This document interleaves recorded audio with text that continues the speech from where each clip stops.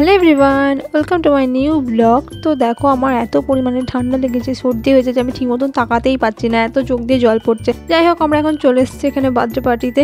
এদিকে দেখো দিদা বেশ ভালো একটা চকচকে শাড়ি পরে নিয়েছে, আর এদিকে দেখো আমরা কত সুন্দর করে সাজিয়ে দিয়ে গেছিলাম, কিন্তু সব খুলে পড়ে গেছে। তারপর বাচ্চারা এসে টানাটানি করে এরকম হয়ে গেছে। যাই হোক, আমরা সবাই মিলে আবার সব কিছু ঠিক করি। তো এখন চলো ফটো তোলাতুলি চলছে, আর আমি এদিকে দেখো কত শরীর খারাপ আমার, বাপরে মনে হচ্ছে না যে এখানে আমি আর আসি, এত বিরক্ত লাগছে। মানে আমার ঠান্ডা লাগলে প্রচন্ড পরিমাণে চোখ দিয়ে জল বের, যদি এখন ঠিক আছে। তো এটা তো অনেকদিন আগের ব্লগ, তো এরকম ছিল। যাই হোক, তোমরা বার্থডে বয়কে দেখে নাও যে খুব সুন্দর একটা ড্রেস পরেছে, আর এটা বৃষ্টি ওকে গিফট করেছে। আর এদিকে দেখো কেকটা কত সুন্দর এনেছে। তো চলো এখন কেক কাটিং চলবে, তার আগে সবকিছু ভালোভাবে সাজিয়ে নিই। আর এইদিকে দেখো মাসিমণিরা ভালোভাবে সবাই মিলে ফটো তুলে নিচ্ছে, ফ্যামিলি ফটো। তো তারপরেই হবে কেক কাটিং। তো চলো, তোমরা যারা নতুন সদস্য তারা প্লিজ চ্যানেলটাকে একটু সাবস্ক্রাইব করে দেবো, ফেসবুকে গেলে ফলো করো।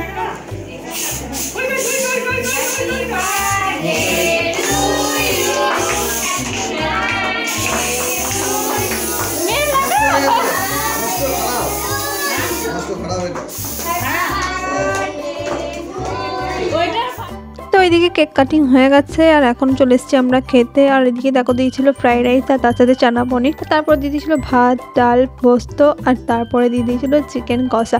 আর আমি এদিকে হাড় দিকে পিসগুলো নিয়েছিলাম, কারণ চিবড়ে মাংস আমার খেতে একদমই ভালো লাগে না। যাই হোক, খাওয়া দাওয়া হয়ে যাওয়ার পর দিয়েছিল পায়েস, চাটনি, পাঁপড়। এদিকে প্রথমে একটা কালো মিষ্টি দিয়েছিল, আর তারপরে দিয়েছিল একটা সাদা মিষ্টি। যাই হোক, সবকিছু খেয়ে নিই, আর তারপরে চলো আমরা হাত ধুয়ে এখন যাবো দিদাদের বাড়ি। আর এই ধুলো অ্যালার্জির জন্য আমার শরীর খারাপ হয়েছে, নাহলে আমার হতোই না। যাই হোক, চলো আজকের মতন তবে টাটা, পরের ব্লগে দেখা হবে। শুধু দেখে চলে গেলে তো হবে না, চ্যানেলটাকে সাবস্ক্রাইব করে দিয়ে হবে, এবং ফেসবুকে দেখলে ফলো করে দিয়ে হবে। Tata, thanks for watching, by.